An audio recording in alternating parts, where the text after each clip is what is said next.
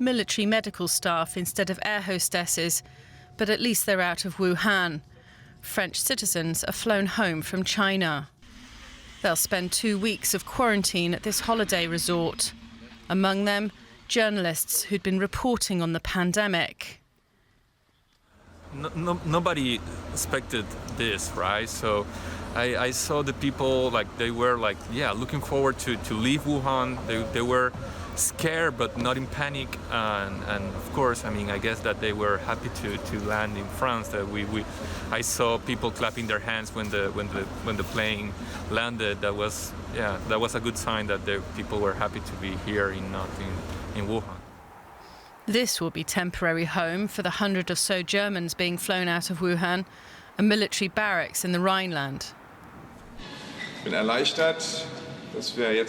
I'm relieved that we're now in a position to end the difficult situation in which our citizens find themselves there. We can now fly those out who are willing to leave. Others are making their own way home. We were locked down for 8 days. I'm very happy that finally our government paid heed to our request. I'm happy to be going home to Bangladesh.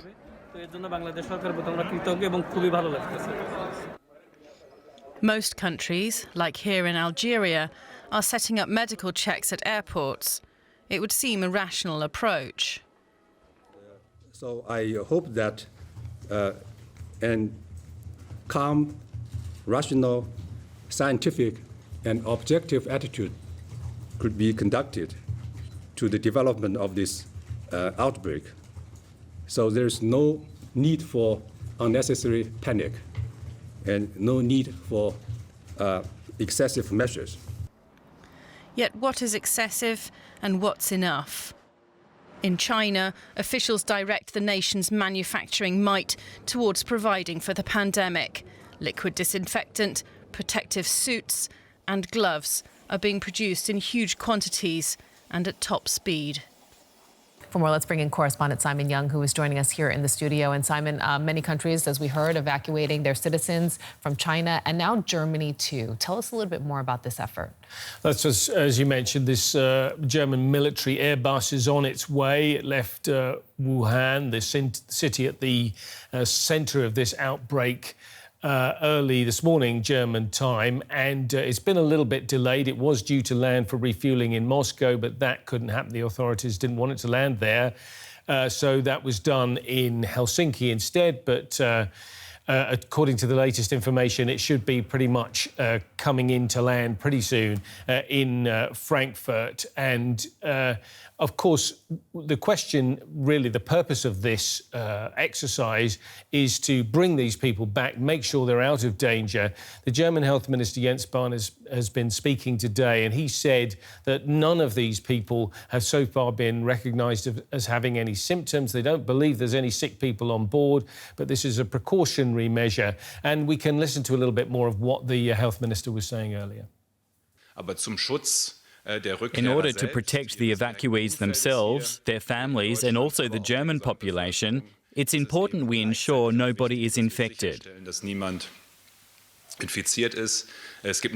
There is an incubation period of up to 2 weeks for this virus, during which no symptoms are yet visible, but infection may still be present. In order to be able to exclude this, quarantine is necessary during this period. OK, so they will be heading toward quarantine, but where exactly are they going?